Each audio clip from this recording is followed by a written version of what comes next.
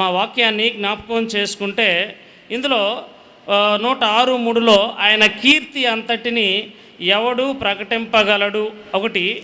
రెండవదిగా 12వ వచనంలో అప్పుడు ఆయన మాటలు నమ్మారు, ఆయన కీర్తిని గానము చేసిరి అని జ్ఞాపకం చేయబడుతూ ఉన్నది. ఒకసారి మనం వాక్యంలో నుండి మనం చూస్తే ఇంగ్లీష్లో ఈ కీర్తి అనేటువంటి పదం ఏ విధంగా వ్రాయబడి ఉన్నది ఒకసారి మనం జ్ఞాపకం చేసుకుంటే, కీర్తి అనగా ఇంగ్లీష్లో చూస్తే మనం ఫేమ్ అని చెప్పి రాస్తాడు. కీర్తికి మరి ఒక పర్యాయ పదం ఏంటి అంటే ఖ్యాతి అని కూడా అర్థం ఉంది. కీర్తి అంటే ఖ్యాతి. అంతేకాకుండా కీర్తి అంటే పేరు పొందిన అని కూడా అర్థాన్ని సూచిస్తూ ఉన్నది. కీర్తి, ఖ్యాతి, పేరు పొందిన, ప్రసిద్ధి చెందిన లేదా ప్రసిద్ధి అనేటువంటి పదాలు కూడా తెలుగులో మీరు తెలుగు ఒకసారి చూస్తే ఒక పదానికి చాలా అర్థాలు పదాలు కనపడుతూ ఉంటాయి. ఇంగ్లీష్లో ఒకే మాట రాయబడితే దాని తెలుగులో రకరకాల పదాలు మనం తీసుకొని రావచ్చు. తెలుగు భాషకు ఉన్నటువంటి గొప్పతనం అది. సరే, ఏదేమైనప్పటికీ కూడా ఒకసారి మనం ఆలోచన చేస్తే కీర్తి అనగా ఖ్యాతి అని కూడా అర్థం ఉన్నది, కీర్తి అనగా ప్రసిద్ధి అని కూడా అర్థం ఉన్నది, కీర్తి అనగా పేరు పొందిన అనేటువంటి అర్థం ఉన్నది. ఈ విషయాలను ఇంగ్లీష్లో ఒకే మాట చెప్తాడు, ఫేమ్. ఇంగ్లీష్లో ఏం చెప్తాడు? ఫేమ్. ఈ దినాల్లో మనుషులు కూడా దీనికి చాలా ప్రయాసపడుతుంటారు. ఏం చేయాలి అంటే ఈ మధ్య ఇంటర్నెట్ వచ్చిన తర్వాత మరీ ఎక్కువైపోయింది. అది ఇంటర్నెట్ వచ్చిన తర్వాత, చేతిలోకి సెల్ ఫోన్ వచ్చిన తర్వాత ఈ ఫేమ్, కీర్తి అనేది గడించాలి, నేను ఖ్యాతి పొందాలి, నేను ప్రసిద్ధి చెందాలి, నేను పేరు పొందాలి, ఈ విధమైనటువంటి తలంపులతో మనిషి బ్రతుకుచూ ఉన్నాడు. ఈ దినాల్లో మనిషి ఆ విధంగా బ్రతుకుతూ ఉన్నాడు. కానీ యేసుక్రీస్తును ఎరిగినటువంటి మనం, క్రీస్తును కలిగినటువంటి మనం ఏ విధంగా కీర్తి గడించాలి, ఎవరి కీర్తిని ప్రచురించాలి, ఆ విషయాన్ని మనం జ్ఞాపకం చేసుకోవాలి. ఎవరి పేరును మనం ప్రకటించాలి, ఎవరి పేరు ప్రకటించి ఆయన నామాన్ని గొప్ప చేయాలి, లేదా ఎవరి కొరకు మన ఆధ్యాత్మిక జీవితాలు సమర్పణ కలిగి ముందుకు వెళ్ళాలి. అందుకే ఈ 6లో చదివాడు, ఆయన కీర్తి అంతటిని ఎవడు ప్రకటింపగలడు అని జ్ఞాపకం చేస్తాడు. ఆయన కీర్తి అంతటిని ఎవడు ప్రకటిస్తాడు? ప్రకటించాలి. అవునా? ప్రకటించాలి. ప్రకటించేవారు లేకపోతే తెలియపరచబడదు. ప్రకటించాలంటే కేవలం పాస్టర్ గారే ప్రకటించడం. మనం చేసేటువంటి పని చోట చేసే మన ప్రవర్తన ద్వారా కొన్నిసార్లు అవసరాన్ని బట్టి అక్కడ దేవుని వాక్యాన్ని ప్రకటన చేయడం. అందరూ పాస్టర్లు అయి దేవుని వాక్యాన్ని ప్రకటించేవారు కాదు, కానీ దేవుడు మనకిచ్చిన కృప చొప్పున, విశ్వాసము చొప్పున మనం ఉన్నటువంటి ప్రాంతంలో, మనం పనిచేసే స్థలాలలో యేసుక్రీస్తును పరిచయం చేయాలి.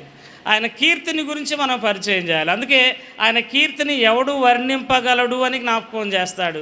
ఏంటి ఆయన కీర్తిని ఎవడు వర్ణింపగలడు? ఫిలిప్పీలకు రాసిన పత్రికలో మనం ఒకసారి ఆలోచన చేస్తే మొదటి ఫిలిప్పీలకు రాసిన పత్రికలో 2వ అధ్యాయం మొదటి నుండి చదువుకుంటూ వెళ్తే ఆయన కీర్తిని గురించి కొన్ని విషయాలు జ్ఞాపకం చేయబడతాయి. చదవండి. 2వ అధ్యాయం మొదటి నుండి చదువుకుంటూ వెళ్తే కొన్ని అంశాలు మనకు అక్కడ బోధపడుతూ ఉంటాయి. ఏమని? కావున క్రీస్తునందు హెచ్చరిక అయినను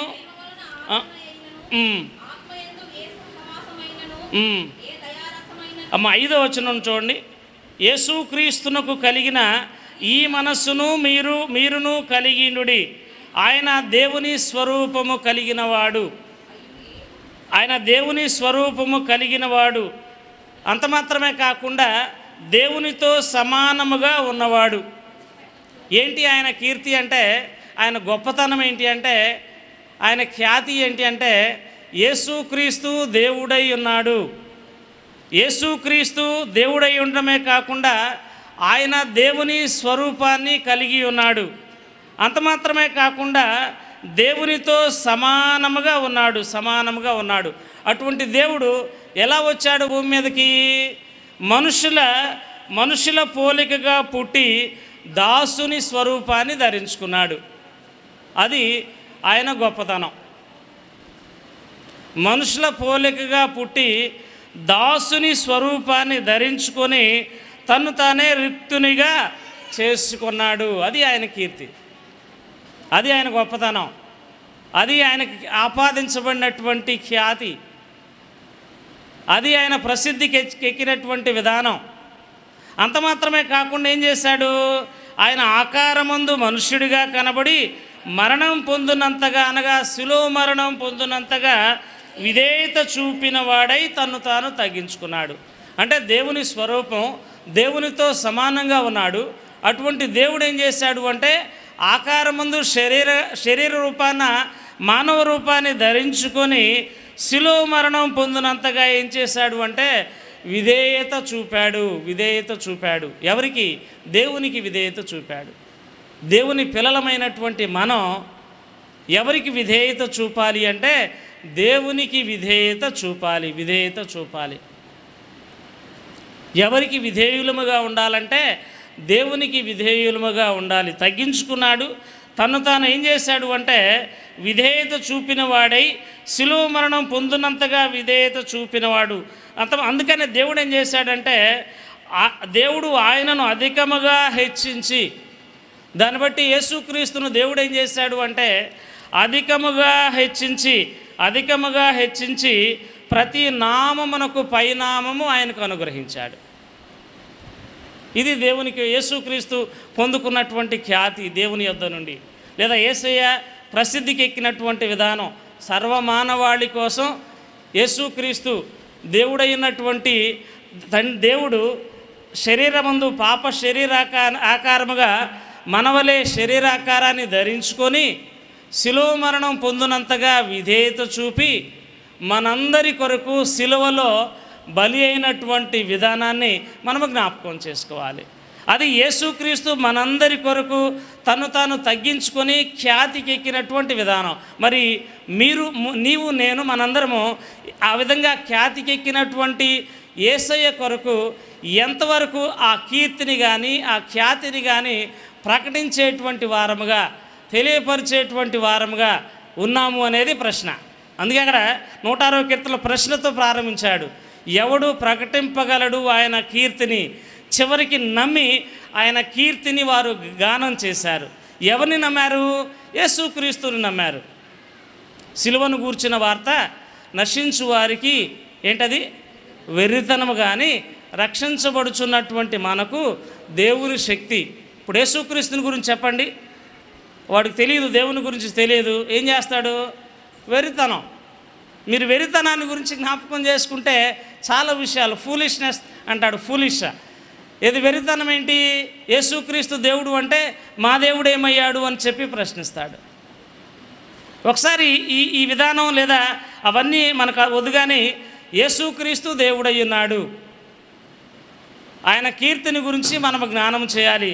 అంత మాత్రమే కాకుండా 9వ అధ్యాయం చూడండి, మత్తయి సువార్త 9వ అధ్యాయం 31 చదవండి. మత్తయి సువార్త 9వ అధ్యాయం 31 నుండి మనం చదువుకుంటూ వెళ్తే అందులో కొన్ని విషయాలు మనకు జ్ఞాపకం చేయబడతాయి. 9:31లో ఒక అంశం మనకు జ్ఞాపకం చేయబడుతూ ఉన్నది. ఆయనను వారు వెళ్ళి ఆ దేశమంతటా ఆయన కీర్తిని ప్రచురం చేశారు. దేవుడు ఏం చేశాడు? ఇక్కడ 27వ వచనం చదువుకుంటే అక్కడ నుండి యేసు అక్కడి నుండి వెళ్ళుచుండగా 2 గుడ్డివారు ఆయన వెంట వచ్చి, దావీదు కుమారుడా మమ్మను కరుణించుమని కేకలు వేసిరి. ఆయన ఇంట ప్రవేశించిన తరువాత ఆ గుడ్డివారు ఆయన యొద్దకు వచ్చిరి. యేసు, ఇది చేయగలనని మీరు నమ్ముచున్నారా అని వారిని అడుగగా, వారు నమ్ముచున్నాం ప్రభు అని ఆయనతో చెప్పిరి. అప్పుడు ఆయన వారి కన్నులు ముట్టి, నీ నమ్మిక చొప్పున మీకు కలుగునుగాక అన్నాడు. ఇది జ్ఞాపకం చేసుకోవాలి. ఒక వ్యక్తి జీవితంలో దేవుని క్రియ చేయబడాలి అంటే నమ్మిక అనేది చాలా ప్రాముఖ్యమైంది. ఒక వ్యక్తి జీవితం అంటే విశ్వాస జీవితంలో దైవక్రియ, దేవుడు మన జీవితాల్లో కార్యాలు చేయాలి అంటే ప్రధానమైనది ఏంటంటే నువ్వు నమ్మేటువంటి విధానమే. వీరేం చేశారు? 2 గుడ్డివారు వచ్చారు, దావీదు కుమారుడా మమ్మల్ని కనికరించమని కేకలు వేశారు. అయినా వారి యొద్దకు వచ్చారు. వచ్చి ఏం చేశారు అంటే అడిగారు, ఏంటి మీ పరిస్థితి అని. యేసయ్య, గుడ్డివారు కనబడుతున్నారు, మా కన్నులు తెరవమన్నారు. ఆయన చెప్తున్నటువంటి మాట, మీరు నమ్ముచూ ఉన్నారా? నమ్మువానికి సమస్తం సాధ్యం. ఎవరు నమ్మాలి? ఎవరు నమ్మాలి చెప్పండి? ఎవరు నమ్మాలి? పెద్దగా చెప్పాలి ఒకసారి. ఎవరు నమ్మాలి? యేసుక్రీస్తుని నమ్మాలి. అది మనం జ్ఞాపకం చేసుకోవాలి. మన ఆధ్యాత్మిక జీవితాల్లో యేసుక్రీస్తుని కలిగి జీవించే క్రమంలో మనం నమ్మాల్సింది ఎవరినంటే సంపూర్ణంగా యేసయ్యని నమ్మాలి. అవునా? అవునా? స్నేహితులు నమ్మాం, కొంతవరకు ప్రయోజనకరంగా ఉంటారు, తర్వాత వారు ఎంతవరకు చేయగలరు అంతవరకు ఉంటారు. లేదా తల్లిదండ్రులు నమ్మాం పూర్తిగా, వాళ్ళు ఎంతవరకు చేయగలరు వాళ్ళు చేయగలరు, ఎంతవరకు చేస్తారు. లేదా మన ఇరుగు పొరుగు వారిని నమ్మాం, ఎంతవరకు చేస్తారు వాళ్ళు ఏదో మనకు సహాయం మనం ఎప్పుడైనా చేస్తుంటే ఏదో కొద్ది గొప్ప సహాయం చేయొచ్చు, కొన్నిసార్లు అది కూడా చేయకపోవచ్చు. మనిషి అనేవాడు ఎంతవరకు చేస్తాడు? పరిధి ఉంది, వాడికి లిమిట్ ఉంది. యేసుక్రీస్తు దగ్గర లిమిట్ లేదు. మనుషుల దగ్గర ఎంతవరకు ఉందంటే ఒక పరిధి మాత్రమే ఉంది. ఆ పరిధి వరకే చేయగలరు. తల్లిదండ్రులు వాళ్ళ పరిధి వరకు చేయగలరు, స్నేహితులు వారి పరిధి వరకు చేయగలరు, అన్నదమ్ములు వారి పరిధి వరకు చేయగలరు, వారిని మించి చేయలేరు. కానీ యేసుక్రీస్తు మించి చేయగలడు. అది మనం జ్ఞాపకం చేసుకోవాలి. ఆ విషయాన్ని మనం స్పష్టంగా గమనించాలి. యేసుక్రీస్తు అన్నిటినీ మించి, పరిధిని మించి, లిమిట్ని మించి చేయగలడు. అందుకే అక్కడ ప్రశ్నిస్తున్నాడు, నీవు నమ్ముచున్నావా అని అడుగుచున్నాడు. ఏమని జ్ఞాపకం చేస్తాడు? అయ్యా మేము నమ్ముచున్నాం ప్రభువా అని పిలుస్తూ ఉన్నారు. మేము నమ్ముచున్నాం ప్రభువా అని చెప్పి అనగానే యేసయ్య వారి కనులు ముట్టి, నీ నమ్మిక చొప్పున నీకు కలుగునుగాక. దేని చొప్పున కలుగుతుంది వారికి? నమ్మకం. వారి నమ్మిక చొప్పున మాత్రమే వారి కలుగుతుంది, అంతేగాని దేనివల్ల కాదు అని మనం జ్ఞాపకం చేసుకోవాలి. నీ నమ్మిక చొప్పున నీకు కలుగునుగాక అని చెప్పినంతలో వారి కన్నులు తెరవబడ్డాయి. ఇది ఎవరికి చెప్పొద్దన్నాడు. అప్పుడు యేసయ్య ఏం చేస్తున్నాడు అంటే, అప్పుడు వారు ఏం చేస్తున్నారంటే, స్వస్థపరచబడిన వారు ఆ దేశమందంతటా ఆయన ఖ్యాతి లేదా కీర్తిని ప్రచురం చేస్తున్నారు. అదే కదా సువార్త అంటే. అదే యేసుక్రీస్తు సువార్త చెప్పడం అంటే అదే. దేవుడు మన జీవితాల్లో చేసినటువంటి వాటిని గురించి చెప్పడమే. ముందుగా యేసుక్రీస్తును అంగీకరించడం, రక్షించబడడం, ఆయన దేవుడని ఒప్పుకొని హృదయమందు ఆయన విశ్వసించి రక్షించబడడం, తర్వాత రక్షణ దేవుడు అనుగ్రహిస్తూ ఉన్నాడు. అనుగుణంగా ముందుకు యేసయ్యను నమ్మి ముందుకు కొనసాగేటువంటి జీవితాలు, ఈ నమ్మకంలో ఎదురయ్యేటువంటి అనుభవాలు, దేవుడు విడుదల కలిగించే విషయాలు కానీ, దేవుడు మనకు అనుగ్రహించేటువంటి అంశాలు కానీ, ఇవన్నీ కూడా వాటిని గురించి మనం ఇతరులకు తెలియపరచడమే సువార్త అని జ్ఞాపకం చేసుకోవాలి. యేసుని గురించి తెలియపరిచే వార్త. అందుకే ఇక్కడ ఆయన కీర్తిని గురించి వారు జ్ఞాపకం చేశారు. బైబిల్లో కొంతమంది వ్యక్తుల గురించి నేను జ్ఞాపకం చేస్తాను. ఎవరెవరు ఆ కీర్తిని గురించి విన్నారు, ఏ విధంగా వారి కీర్తి కలిగి ముందుకు వెళ్ళారో కొంతమంది ఇద్దరు వ్యక్తుల గురించి ఒకసారి జ్ఞాపకం చేసుకుందాం. అందులో ఒకటి యెహోషువ కనబడుతున్నాడు బైబిల్లో. యెహోషువ ఎలాంటి వాడు? ఒకసారి 9వ అధ్యాయము 9 నుండి చదువుకుంటే, యెహోషువ గ్రంథంలో కొన్ని విషయాలు మనం జ్ఞాపకం చేసుకుంటే, యెహోషువ గ్రంథంలో కొన్ని అంశాలు 9వ అధ్యాయము 9 నుండి 10 వచనాలు ఒకసారి మనము జ్ఞాపకం చేసుకుంటే, 9వ అధ్యాయము 9 నుండి 10 వచనాలు చదువుకుంటే, యెహోషువ గ్రంథం 9వ అధ్యాయము 9వ వచనం నుండి చదువుకుందాం. వారు, నీ దేవుడైన యెహోవా నామమును బట్టి నీ దాసులమైన మేము బహుదూరము నుండి వచ్చితిమి. ఏలయనగా ఆయన కీర్తిని ఆయన ఐగుప్తులో చేసిన సమస్తమును యోర్దానుకు అద్దరినున్న హెష్బోను రాజైన సియోనును, అష్టారోతులోనున్న బాషాను రాజైన ఓగు అను అమోరీల ఇద్దరు రాజులకు ఆయన చేసినదంతయు వింటివి. వీరెవరి గురించి విన్నారు? దేవుడు రాజులను హతము చేసినటువంటి దాన్ని గురించి వీరు విన్నారు. ఎవరు వీరు అంటే, వీరు గిబియోనీలు. వీరెవరు అంటే, వీరు మొదటి వచ్చిన మనం చదువుకుంటూ వెళ్తే అందులో హిత్తీలు, అమోరీలు, కనానీలు, పెరిజీలు, హివ్వీలు, ఎబూసీలు అను వారి రాజులందరూ జరిగిన దాన్ని విన్నప్పుడు అని జ్ఞాపకం చేస్తాడు. ఇక్కడ చదువుకున్న అంశం ఎవరి గురించి జ్ఞాపకం చేస్తున్నాడు అంటే, గిబియోనీలు అనేటువంటి తెగ వీరేం చేస్తున్నారు అంటే, దేవుని యొక్క కీర్తిని గురించి విన్నాడు. ఆయన కీర్తిని, ఆయన ఐగుప్తులో చేసిన సమస్త కార్యాలను గూర్చి మేము విన్నాము అని జ్ఞాపకం చేస్తున్నాడు. ఐగుప్తులో ఏం చేశాడు దేవుడు? ఇశ్రాయేలును విడిపించేటువంటి క్రమంలో వారు నమ్మలేదు, కానీ దేవుడు చాలా ఆశ్చర్యాలు చేశాడు. ఇవన్నీ దేవుడు చేసేటువంటి ఆశ్చర్యాలు కూడా దేని మీద డిపెండ్ అవుతుంది, ఆధారపడుతుంది అంటే అది నమ్మకం మాత్రమే ఆలోచించాలి, జ్ఞాపకం చేసుకోవాలి. విశ్వాసం మానసికమైనది, నమ్మకం భౌతికమైనది. నమ్మకం విశ్వాసం రెండు కలిసినప్పుడు దేవుడు ఆధ్యాత్మిక జీవితాల్లో క్రియ చేయడం ప్రారంభిస్తాడు. విశ్వాసం అనేది మనసుకు సంబంధించింది, నమ్మకం అనేది శరీరానికి సంబంధించింది. ఇక ఆ భారం అంతా ఆయన మీద వేయడం. విశ్వాసం అంటే మన ఆలోచన అంతా దేవుని మీద వేయడం. ఈ రెండు కలిసినప్పుడు ఏమవుతుంది అంటే ఆధ్యాత్మిక క్రియ వ్యక్తిగత జీవితాల్లో జరుగుతూ ఉన్నది. అట్లాగే వీరు కూడా ఆయన చేసినటువంటి కార్యాల గురించి విన్నారు. ఎవరు వీరు? గిబియోనీలు ఏం చేశారంటే దేవుడు చేసినటువంటి కార్యాల గురించి వారు విన్నారు.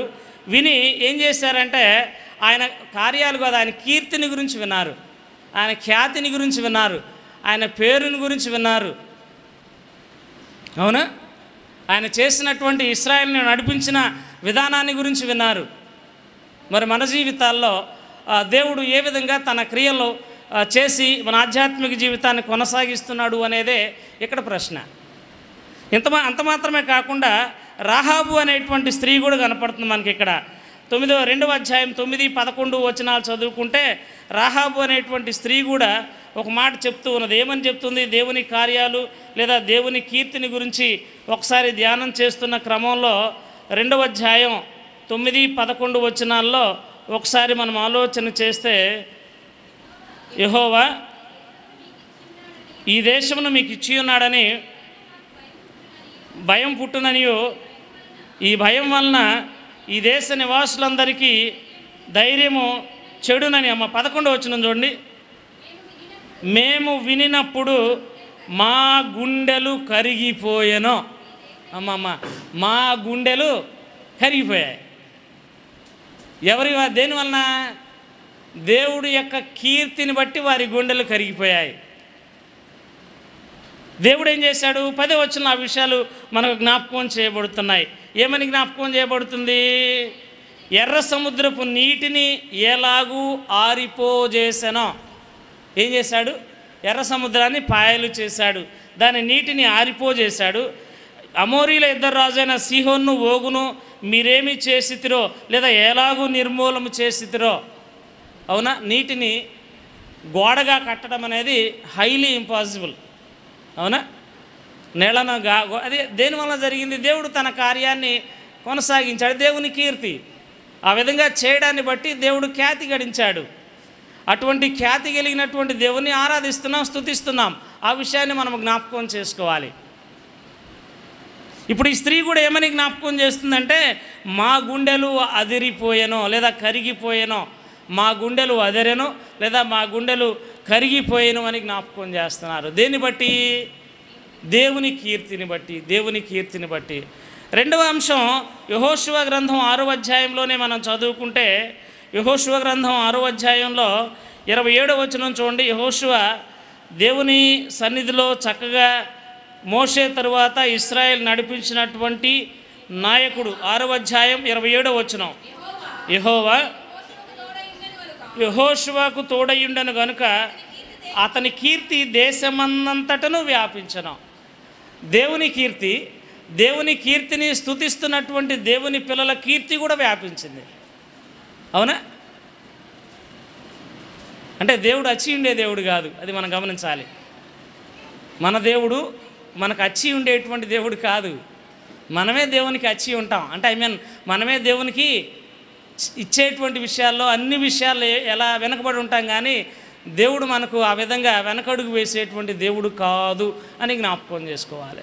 అంటే దేవుడు అచ్చి ఉండే దేవుడు కాదు, మనము ఆయనకి అచ్చి ఉండేటువంటి వారముగా కనపడుతూ ఉంటాం.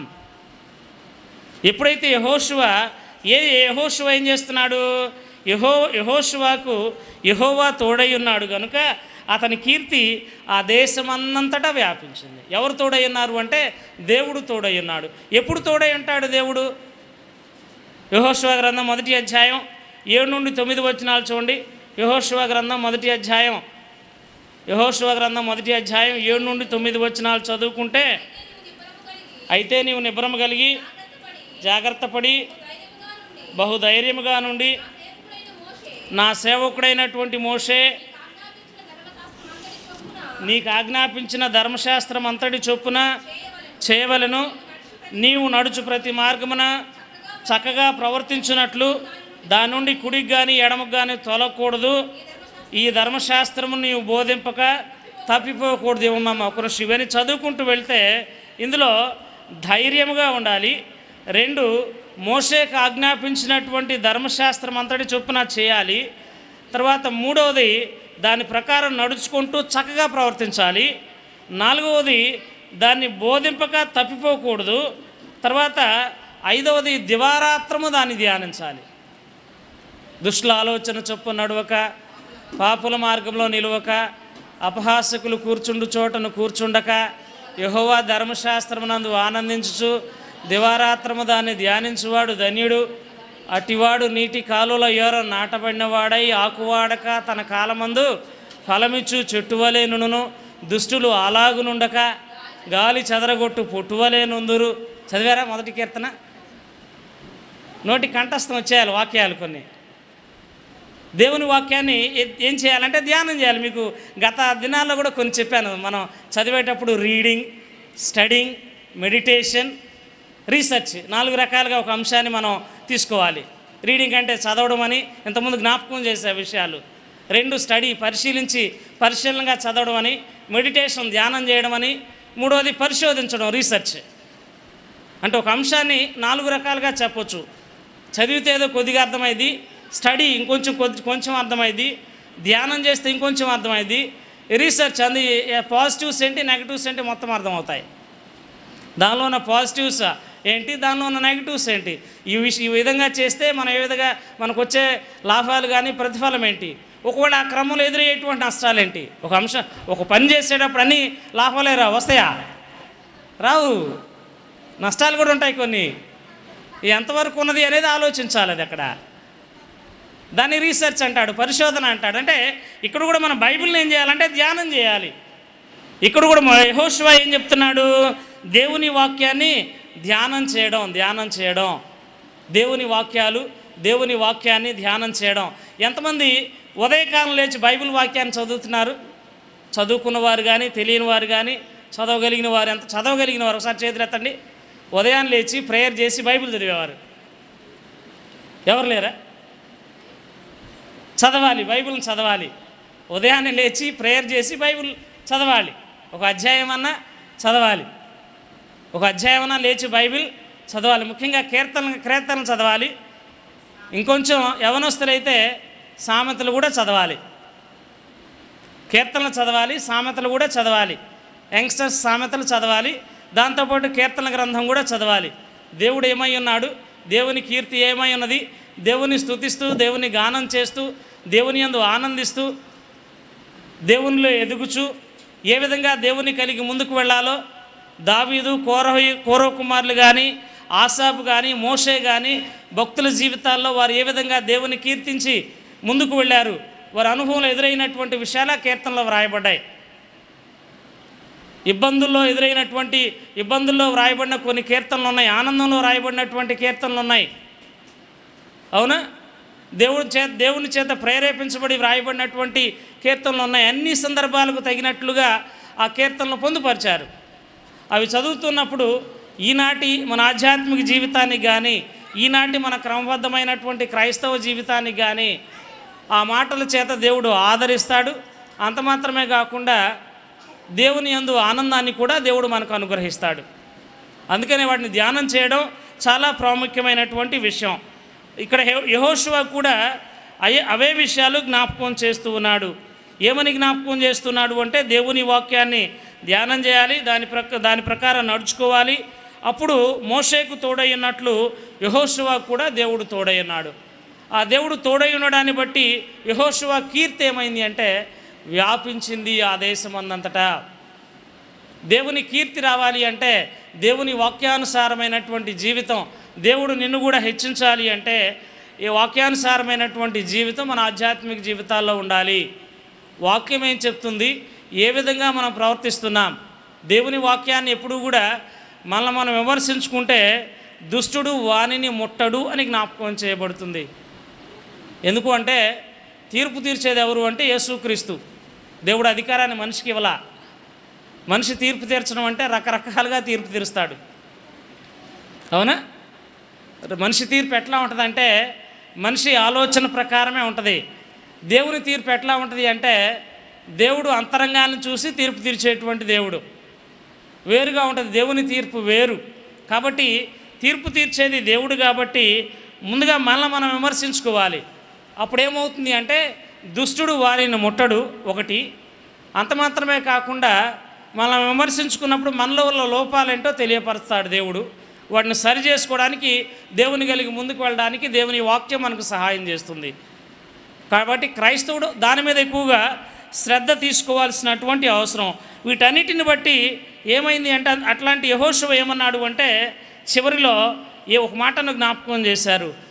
అందరితో తన పిల్లలందరితో కూడా కూర్చోబెట్టుకుని ఆయన ఒక మాటను స్పష్టంగా జ్ఞాపకం చేశాడు.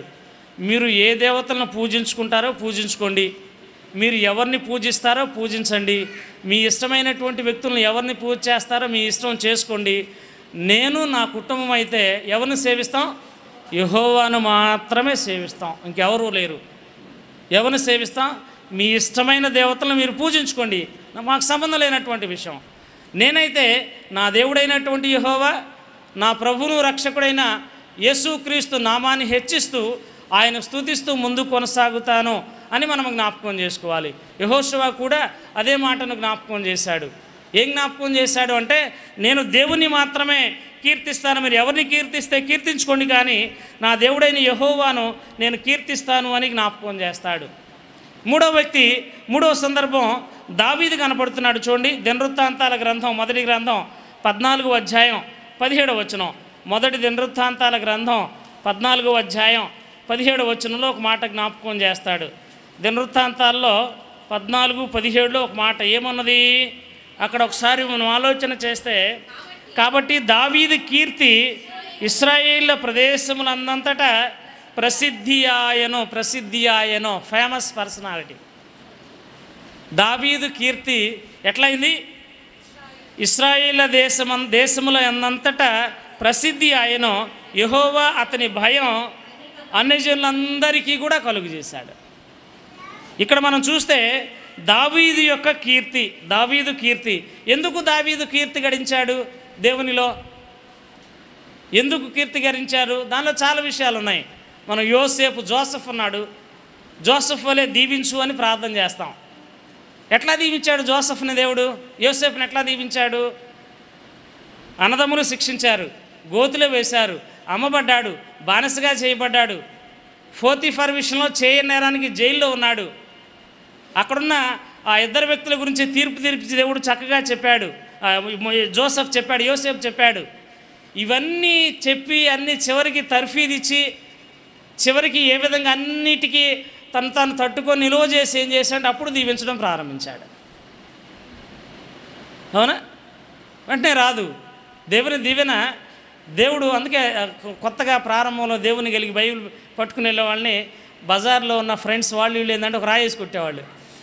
వీడు లోకంలో ఉన్నట్టున్నాడా, కొంచెం మారాడా? అవునా?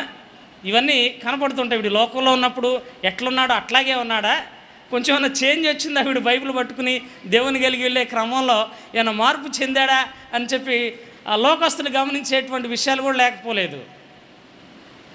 అందుకే దేవుడు నిన్ను కూడా దేవుని కీర్తిని లేదా నీకు ఆ కీర్తి లేదా నిన్ను కూడా ప్రసిద్ధి చేయాలి అంటే చాలా విషయాలు మనం కలిగి జీవించాలి. దావీదు ఎందుకు ఆయన కీర్తి వ్యాపించింది ఆయన చదువుకుంటే మొదటి సమూయేలు గ్రంథం 18వ అధ్యాయం 5-14 వచనాలు చూడండి. సమూయేలు మొదటి గ్రంథం 18వ అధ్యాయం 5వ వచనం 14వ వచనం.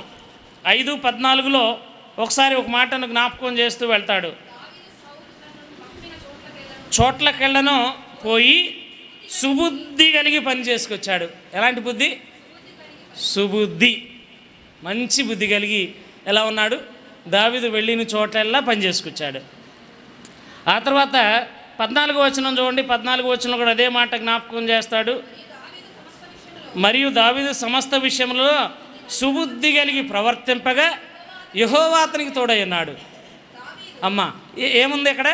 ఆయన మొదటిగా దావీదు సుబుద్ధి కలిగి పనిచేశాడు. రెండవదిగా ఏం చెప్తున్నాడు?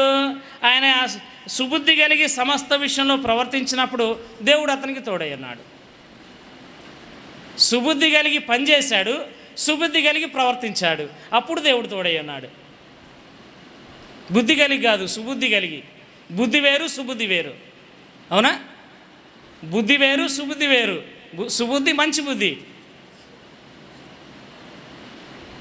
తప్పిపోయిన కుమారుడు నా లోకాస్వార్త 15వ అధ్యాయంలో తండ్రి యొద్ద రావాల్సిన మొత్తం తీసుకున్నాడు, వెళ్ళిపోయాడు, దూరదేశం వెళ్ళాడు, ఆస్తి మొత్తం పాడు చేశాడు. అప్పుడు ఆయనకు బుద్ధి వచ్చింది. సుబుద్ధి రాలే అతనికి, బుద్ధి వచ్చింది అతనికి. అది బుద్ధి. ఏంది ఈ బుద్ధి? ఏం బుద్ధి వచ్చింది అతనికి? నేను చేసింది తప్పు, నా తండ్రి ఇంట అనేకులు పనివారు ఉన్నారు, ఇక్కడ నేను పొందులు పట్టుతో కడుపు నింపుకోవాల్సిన పరిస్థితి ఏర్పడింది, నేను తప్పు చేశాను, నా తండ్రికి వ్యతిరేకంగా తప్పు చేశాను, మరలా నా తండ్రికి వెళ్ళి నేను తండ్రి వద్దకు వెళ్ళి క్షమాపణ కోరుకుంటాను అని చెప్పి బయలుదేరి వెనక్కి వచ్చాడు. అదేంటంటే బుద్ధి రావడం. సుబుద్ధి వేరు, సుబుద్ధి వేరు. ఇక్కడ అందుకే దావీదు తన అనుభవంలో సుబుద్ధి కలిగి ప్రవర్తించాడు, సుబుద్ధి కలిగి పనిచేశాడు. కాబట్టి దేవుడు ఏం చేశాడు అంటే తోడయ్యున్నాడు. దీనివల్ల ఫలితాలు ఏంటి? దావీదుకు దీనివల్ల ఫలితాలు ఏమున్నాయి? సుబుద్ధి వలన 2వ సమూయేలు గ్రంథం, 1 సమూయేలు గ్రంథం 18వ అధ్యాయం 5వ వచనంలో చూడండి. 18:5లో మిగిలిన భాగం చదువుకుంటే అందులో దీనివల్ల అతను కలిగిన మేలేంటి అని చెప్పి ఆలోచన చేస్తే, సౌలు యోధుల మీద అతన్ని నియమించాను అంటే అధికారిగా నియమించాడు. అంటే సుబుద్ధి ఏమిస్తుంది? అధికారాన్ని ఇస్తుంది. అవునా? సుబుద్ధి దేనిస్తుందంటే సౌలు యోధుల మీద అతన్ని అధికారిగా నియమించాడు. ఇదే అధ్యాయం 15వ వచనం చూడండి. 18వ అధ్యాయం 15వ వచనం చూడండి. దావీదు మిగుల సుబుద్ధి గలవాడై ప్రవర్తించడం సౌలు చూచి మరి అధికంగా అతనికి భయపడ్డాడు. అంటే ఎదురు వ్యక్తి భయపడతాడు, రాజే భయపడ్డాడు. దావీదును బట్టి ఎవరు భయపడ్డాడు? రాజు భయపడ్డాడు, రాజు భయపడ్డాడు. అంత మాత్రమే కాదు, 2వ సమూయేలు గ్రంథం 3వ అధ్యాయం 1వ వచనం చూడండి. 2వ సమూయేలు గ్రంథం 3వ అధ్యాయం 1వ వచనంలో ఒక మాట జ్ఞాపకం చేయబడుతుంది. 3వ అధ్యాయం 1వ వచనం. సౌలు కుటుంబీకులకును దావీదు కుటుంబీకులకును బహుకాలం యుద్ధం జరుగా దావీదు అంతకంతకు ప్రబలాడు. దావీదు ఏం చేశాడు? యుద్ధం జరిగింది. సౌలుకు దావీదుకి యుద్ధం కూడా జరిగింది. కుటుంబీకులందరికీ కూడా యుద్ధం జరిగినప్పుడు ఏం చేశాడు అంటే దావీదు అంతకంతకు వర్ధిల్లింది దావీదు కుటుంబం, సౌలు కుటుంబం అంతకంతకు నేరసిల్లింది. ఇది 3వది దావీదు అనుభవంలో జరిగింది. 4వది 1 సమూయేలు గ్రంథం 10వ అధ్యాయం 18వ అధ్యాయం 8వ వచనం. 1 సమూయేలు గ్రంథంలో 18వ అధ్యాయం 8వ వచనంలో 5వ వచనంలో 18:5లో ఇంకొక మాట జ్ఞాపకం చేస్తాడు. 1 సమూయేలు 18:5 దావీదు అనేకుల దృష్టికి అనుకూలుడుగా ఉన్నాడు. 18:5లో చివరి భాగంలో మనం చదువుకుంటే జనులందరి దృష్టికి, సేవకుల దృష్టికి దావీదు అనుకూలుడై ఉన్నాడు. సుబుద్ధి అనుకూలతను తెచ్చింది. ఎవరి దృష్టికి? జనుల దృష్టికి, తన సేవకుల దృష్టికి. అంటే దావీదు కీర్తి వ్యాపించడానికి కారణాలు ఇవన్నీ. వ్యాపించడానికి కారణం ఎవరు అంటే దేవుని కీర్తి కలిగి ఉన్నాడు, దేవుని కీర్తిని ప్రకటన చేస్తున్నాడు, స్తుతిస్తూ ఉన్నాడు. కాబట్టి దేవుడు ఏం చేశాడంటే తన కీర్తిని వ్యాపింపజేశాడు. తన కీర్తిని ఎందుకు వ్యాపింపజేశాడు అంటే ఆయన సుబుద్ధి కలిగి ప్రవర్తించాడు, పనిచేశాడు. దాన్ని బట్టి ఏమైంది? అధికారాన్ని అనుగ్రహించాడు రాజు. సౌలు కూడా భయపడ్డాడు. దావీదు కుటుంబం, సౌలు కుటుంబం ఇద్దరికి కూడా యుద్ధం జరిగింది. సౌలు కుటుంబం నీరసించింది, దావీదు కుటుంబం అంతకంతకి వర్ధిల్లింది. జనులందరి దృష్టికి, సౌలు సేవకుల దృష్టికి ఏమయ్యాడు అంటే అనుకూలుడుగా ఉన్నాడు. అందుకే సామెతల గ్రంథం 13వ అధ్యాయం 15వ వచనంలో మనం చదువుకుంటే, సామెతల గ్రంథం 13వ అధ్యాయం 15వ వచనంలో ఒక మాటను జ్ఞాపకం చేసుకుంటే, అందులో సామెతల గ్రంథకర్త ఒక మాటను జ్ఞాపకం చేస్తాడు. 13:15లో సుబుద్ధి దయను సంపాదించును. అవునా? అవునమ్మా. మనుషులు భూమి మీద చాలా సంపాదిస్తారు. అవునా? మనుషులు దేనికోసం ప్రయాసపడతాడు? ఖచ్చితంగా నేను నా ప్రొఫెషన్ టీచింగ్ వృత్తి, దేనికోసం వర్క్ చేస్తాను? డబ్బులు కావాలి. అవునా? డబ్బులు కావాలి. డబ్బుల కోసం జీవించడానికి డబ్బులు అవసరం కాబట్టి నేను ప్రయాసపడతా. మనిషి ప్రాముఖ్యంగా వర్క్ చేసే దానికోసం జీవనోపాధికి ఖచ్చితంగా ప్రయాస అనేది కనపడుతూ ఉన్నది. కానీ సుబుద్ధి అనేది దయను సంపాదిస్తూ ఉన్నది. ఎప్పుడైతే దయను సంపాదించిందో, ఈ సుబుద్ధి ఒకటి దయను సంపాదించింది. దయతో పాటు 19వ అధ్యాయం 14వ వచనం చూడండి. 19వ అధ్యాయం ఇదే, ఇందులో 19:11 ఒకని సుబుద్ధి వానికి దీర్ఘశాంతం ఇచ్చును. ఆ సుబుద్ధి ఏమిచ్చింది? దీర్ఘశాంతం ఇచ్చును. అయితే గలతీయులకు రాసిన పత్రిక 5వ అధ్యాయం 22వ వచనం చూడండి. అయితే ఆత్మఫలమేమనగా, అందులో 9 ఆత్మఫలాల్లో 2 ఆత్మఫలాలు ఉన్నాయి. ఒకటి దయాళుత్వము, రెండవది ఏంటి అంటే ఇది దీర్ఘశాంతం కనపడి చూడండి. 5:22 గలతీ 5:22 చదవండి. అందులో 9 ఆత్మఫలాలు ఉన్నాయి. 9 ఆత్మఫలాల్లో 2 ఆత్మఫలాలు దయాళుత్వం, రెండవది ఇంకోటి ఏంటి అంటే దీర్ఘశాంతం. ఈ 2 దేని మీద బేస్ అయ్యి ఉన్నాయి అంటే సుబుద్ధి మీద బేస్ అయ్యి ఉన్నాయి. అంటే ఆత్మఫలాలు ఫలించాలి అంటే సుబుద్ధి అనేది అక్కడ క్రియేట్ చేస్తూ ఉన్నది. దావీదు అనుభవంలో దావీదు కీర్తిని దేవుడు వ్యాపింపచేశాడు అంటే దావీదులో ఉన్నటువంటి సుబుద్ధి అని మనం జ్ఞాపకం చేసుకోవాలి. దాన్ని బట్టి దేవుడు మన ఆత్మను ఏ విధంగా ఫలింపచేస్తున్నాడు అంటే దయాళుత్వంతోనూ, అంత మాత్రమే కాకుండా దీర్ఘశాంతంతోనూ మన ఆత్మను ఫలింపచేస్తూ ఉన్నాడు. దీనంతటికీ కారణం ఏంటి అంటే నమ్మకాన్ని బట్టి దేవుడు మన జీవితాల్లో క్రియేట్ చేస్తున్నాడు.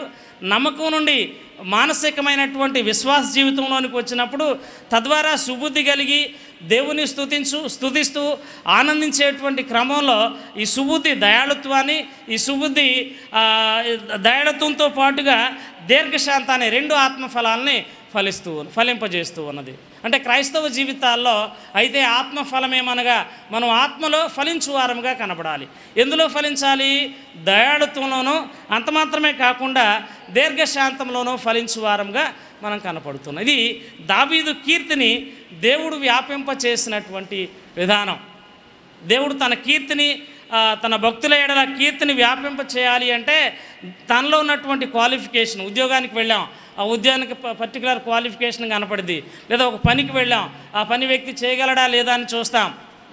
అవునా? ఒక పని చేయాలంటే ఆ పని వ్యక్తి చేయగలడా లేదా చూస్తాం. ఏదైనా క్వాలిఫికేషన్ అనేది చాలా ప్రాముఖ్యం. ఎంట్రీ అది. ఇవన్నీ అట్లాగే దేవుడు కూడా ఒక వ్యక్తిని హెచ్చించడానికి, ఒక వ్యక్తి యొక్క కీర్తిని వ్యాపింప చేయడానికి అతనిలో ఉన్నటువంటి సుగుణాలు, అతనిలో ఉన్నటువంటి గుణాలు ఒకసారి దేవుడు చూస్తాడు. మనకు పై కనిపించేది ఒకసారి నా అనుభవంలో నాకు కనపడేది, మా నాన్న ఏమో మెల్లిగా మాట్లాడేవాడు, మా అమ్మ గట్టిగా మాట్లాడేది.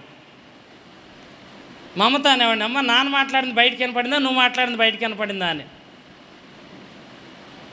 ఆలోచన విధానం చూస్తే, అంతరంగాన్ని చూస్తే ఇద్దరిలో ఒకసారి కంపేర్ చేసినప్పుడు మా అమ్మ అంతరంగమే కొంచెం దేవునికి దగ్గరగా ఉన్నది అనిపించింది. కారణం ఏంటి? దేవుడు అంతరంగాలు చూస్తాడు. పై రూపాన్ని దేవుడు ఎప్పుడు కూడా లక్ష్య పెట్టడు. జ్ఞాపకం చేసుకోండి, దేవుడు ఎప్పుడు కూడా పై రూపాన్ని లక్ష్య పెట్టడు. మన దేవుడు అలాంటి దేవుడు కాదు. మన దేవుడు పై రూపాన్ని లక్ష్య పెట్టేటువంటి దేవుడు కాదు. మనుషులుగా, భూమి మీద ఉన్న మనుషులుగా పై రూపాన్ని చూస్తాం. దేవుడు అంతరంగాన్ని చూసేటువంటి దేవుడు. ఆ విషయాన్ని మనం జ్ఞాపకం చేసుకోవాలి. ఇక్కడ కూడా భక్తుల జీవితాల్లో దేవుడు వారి కీర్తిని ఏ విధంగా వ్యాపింప చేశాడో మనము జ్ఞాపకం చేసుకుంటూ ఉన్నాం. మనము కీర్తిని వ్యాపింప చేసేటువంటి క్రమంలో మనం కూడా యేసయ్య కీర్తిని మన ద్వారా వ్యాపింప చేయాలి. యేసుక్రీస్తు నన్ను రక్షించుకున్నాడు అని, యేసయ్య నా కొరకు పరలోకం నుండి భూలోకానికి వచ్చాడని, నా నిమిత్తం శిలువలో బలి అయ్యాడని, నా కొరకు తను తాను తగ్గించుకుని భూమి మీద 33.5 సంవత్సరాలు జీవించి నాకు రావాల్సిన శిక్షకు బదులుగా దేవుడు తను శిక్షించబడ్డాడు అని చెప్పి ఆయన్ని గూర్చి ఆయన కీర్తిని మనం ప్రకటింప చేసేటువంటి వారముగా మన జీవితాల్లో మనం ఉండాలి. తద్వారా దేవుడు ఏం చేస్తాడంటే మన కీర్తిని కూడా వ్యాపింప చేస్తాడు, లేదా మనల్ని కూడా వ్యాప్తి చేస్తాడు, లేదా వ్యాపింప చేస్తాడు. తన నా మహిమార్థమై మనల్ని కూడా ఇంకా ముందుకు హెచ్చించి దేవుని కృపలో దేవుని మహిమార్థమై ముందు కొనసాగించి నడిపిస్తాడు అని చెప్పి మనం జ్ఞాపకం చేసుకోవాలి. కాబట్టి ఈ విషయాలు మన ఆధ్యాత్మిక జీవితాల్లో మనం కూడా జ్ఞాపకం చేసుకున్నాం. ఎంతవరకు మనము దేవుని కీర్తిస్తూ ఉన్నాం, ఎంతవరకు దేవుడు మన ద్వారా కీర్తి నొందుతూ ఉన్నాడు, దేవుడు యొక్క ఖ్యాతిని కానీ కీర్తిని కానీ ఎంతవరకు మనం చూపించగలుగుతున్నాం అనే విషయాలు మన జీవితాల్లో ఒకసారి జ్ఞాపకం చేసుకుని దేవుని స్తుతిస్తూ దేవుని యందు ఆనందించి ముందు కొనసాగుదాం. దేవుడి కొద్ది మాటలు దీవించి ఆస్వాదించునుగాక. 2 మాటలు ప్రార్థన చేసుకుందాం. ప్రేమమయుడా, జీవం కలిగిన దేవా, మహోన్నతుడా, మహిమ కలిగిన గొప్ప దేవుడవు తండ్రి, విత్తబడిన వాక్యాన్ని మా వినికిడిలో దీవించండి. పరిశుద్ధాత్మని కార్యాన్ని మీరు జరిగించమని వేడుకొంచున్నా. సహాయం అనుగ్రహించండి. దయతో కనికరించి దయ చూపించి ఆత్మలో ఫలింపును దయచేసి మా ఆధ్యాత్మిక జీవితాలు మీ కొరకు వర్ధిల్లునట్లు మీలో ఉంచుకొని తండ్రి, మా ద్వారా మీరే మహిమా ఘనత ప్రభావాలు పొందమని యేసు నామములో స్తుతించి ప్రార్థించి వేడుకొంచున్నాం తండ్రి. ఆమెన్.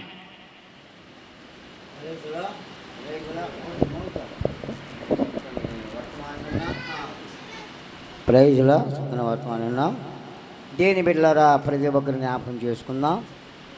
ఈయన మాటలు రియాలు చేసుకుని ఎవరు వేసుకుంటూ వాక్యానుసారంగా ఉందాం. చివరికి ముగింపుకు వచ్చాం కాబట్టి ఇంకా వాక్యం ఉన్నది కాబట్టి ప్రతి ఒక్కరు కూడా జ్ఞాపకం చేసుకుందామండి.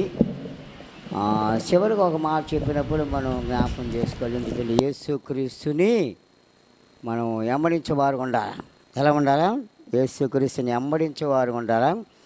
యేసుక్రీస్తుని ముందు ఉంచి మనం వెనక ఉండాలి. స్తోత్ర. మనం మహిమపరచకూడదు, దేవుని మాత్రం మహిమపరచే. స్తోత్ర. అందరూ జ్ఞాపకం చేసుకోవాలా? దేవుని ముందుంచాలా, మనం వెనక ఉండాలా. ప్రైజ్లా. దేవుడు ఎందుకంటే ఆయన మనకి కాపరి ఉన్నాడు కాబట్టి మనకు ముందు బాగా కాపరి ఉన్నాడు. ఏదైనా కార్యం జరగనప్పుడు మనం చూపెట్టగా దేవుని చూపెట్టాలి అని తెలుసుకొని జ్ఞాపకం చేసుకొని మరి మొదటి వారం బల్ల ఆరాధన తీసుకునే వారు ఉన్నట్లయితే మీ కాడికి 2వ వారం, ఎందుకంటే కొన్ని చెప్పాను కదా, 2వ వారం ఎందుకు ఇవ్వాల్సి వస్తుందంటే బాప్టిస్ట్ క్రమం మొదటి వారమే. కొంతమంది అడిగారు స్త్రీలు కనుక కొన్ని అభ్యంతరం వల్ల 2వ వారం కూడా సహకరించండి అని. అలాగే 2వ వారం కొంతమందికి వాళ్ళు అందలేదు కనుక ప్రభు వల్ల మనం తీసుకున్న వాళ్ళు ఎక్కడైనా పర్వాలేదు కానీ తీసుకోవాలని సిద్ధపడండి. బల్ల సావాసం చేసుకుందాం.